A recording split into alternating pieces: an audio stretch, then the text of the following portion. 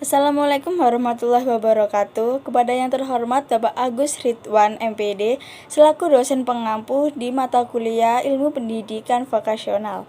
Sebelum saya lanjutkan presentasi kali ini, izinkan saya untuk memperkenalkan diri saya terlebih dahulu. Perkenalkan, nama saya Salsabila Nuraini dengan NIM 215700007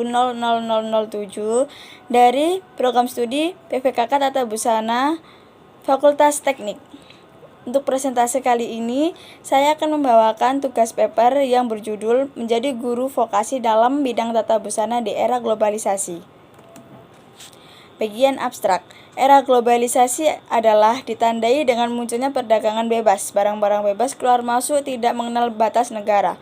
Di sisi lain, era globalisasi tersebut menimbulkan persaingan yang semakin ketat dalam barang, jasa, modal maupun tenaga atau sumber daya manusia. Untuk dapat berkiprah di era tersebut, kita harus mempunyai kualitas sumber daya manusia yang unggul. Untuk mengunggulkan SDM dari segi akademik juga penting.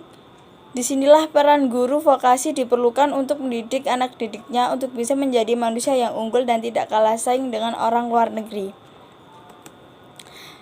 Dalam pasal 15 Undang-Undang Sisdiknas Nomor 20 Tahun 2003 dijelaskan bahwa pendidikan kejuruan merupakan pendidikan menengah yang mempersiapkan peserta didik terutama untuk bekerja di dalam bidang tertentu.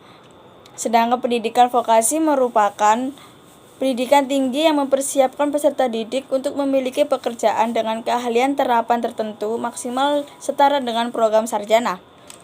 Dengan demikian, guru dituntut untuk memberikan yang terbaik bagi muridnya agar kelak dia bisa melanjutkan profesi gurunya dan menjadi manusia yang bermanfaat bagi nusa bangsa dan negara.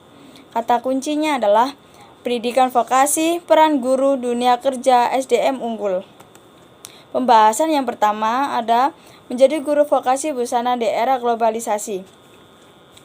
Arus globalisasi telah melahirkan persaingan dalam berbagai bidang, termasuk bidang ketenagakerjaan. Kondisi ini menuntut kualitas SDM yang tinggi. Guru pendidikan vokasi di bidang busana dituntut untuk melakukan inovasi secara terus-menerus. Kompetensinya dalam meningkatkan prestasi belajar peserta didik sebagai tanggung jawab untuk melakukan pembelajaran di dalam kelas. Merupakan suatu keharusan bagi guru untuk secara terus-menerus melakukan inovasi dalam rangka meningkatkan mutu dan hasil pembelajaran, lebih-lebih setelah memasuki era global seperti sekarang ini, agar peserta didik mampu dan siap untuk menghadapi persaingan. Masalah efektivitas yang merupakan masalah menyangkut keampuhan pelaksanakan pendidikan vokasi. Pelaksanaan pendidikan dikatakan efektif apabila tujuan pendidikan yang telah ditetapkan tercapai secara baik kualitas maupun kuantitas. Pendidikan vokasi pada tingkat tinggi yang mempunyai tujuan menghasilkan tenaga-tenaga profesional di bidang vokasi busana dan calon guru vokasi busana yang mempunyai wawasan yang tinggi, mempunyai dasar ilmu pengetahuan yang kuat, memiliki tingkat berpikir yang tinggi, memiliki kepribadian yang prima, serta memiliki kemampuan untuk membangkitkan minat peserta didik haruslah ditata secara efektif agar tujuan-tujuan tersebut terwujud dengan baik. Pada pendidikan vokasi tingkat menengah yang mempunyai tujuan mempersiapkan peserta didik terutama untuk bekerja dalam bidang tertentu. Pembahasan kedua yaitu menjadi guru vokasi yang profesional. Pendidikan kejuruan adalah suatu program pendidikan yang menyiapkan individu peserta didik menjadi tenaga kerja yang profesional, juga siap untuk melanjutkan pendidikannya ke jenjang yang lebih tinggi. Seorang guru dapat menjalin kolaborasi dengan dunia usaha atau industri agar dapat memberikan perjalanan yang maksimal, sehingga dapat menghasilkan lulusan yang siap kerja.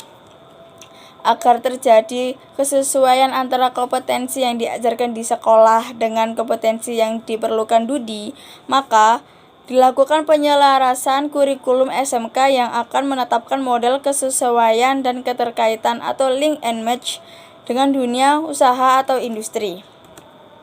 Pembahasan ketiga ada menggunakan pembelajaran yang inovatif.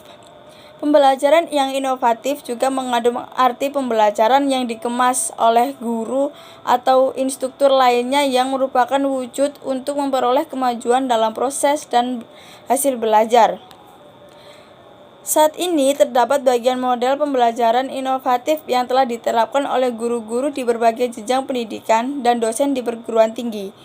Khusus untuk pendidikan vokasi, beberapa model pembelajaran yang dapat diterapkan dalam perkuliahan antara lain model pembelajarannya seperti to stay, to try, berorientasi nature of change, self-regulated learning, problem-based learning, project-based learning, group investigation, dan lain-lain.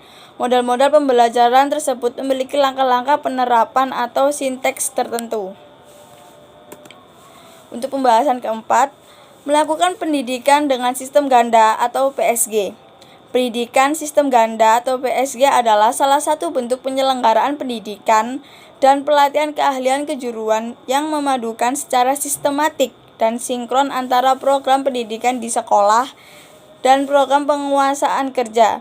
Dengan demikian, para siswa SMK dengan program SPG ini akan memiliki tingkat profesional yang sambung dengan dunia kerja yang dibutuhkan. Penyelenggaraan SPG secara umum bertujuan untuk menjawab tantangan industri.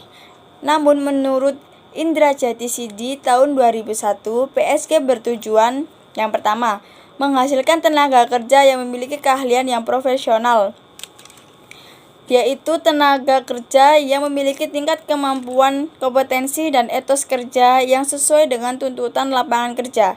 Yang kedua, meningkatkan dan memperkokoh link and match antara lembaga pendidikan, pelatihan kejuruan, dan dunia kerja. Yang ketiga, meningkatkan efisiensi proses pendidikan dan pelatihan tenaga kerja berkualitas. Penyelenggaraan PSG secara umum bertujuan untuk menjawab tenaga keindustrian. Kesimpulan, perubahan-perubahan yang luas dan fundamental di era globalisasi dapat dipahami bagi seseorang yang profesional di bidang pendidikan vokasi. Namun diharapkan dari pembaharuan adalah kemampuannya untuk memberikan landasan intelektual dan moral kepada peserta didik agar mereka itu di kemudian hari dapat menghadapi kehidupan masyarakat yang mantap dan tangguh.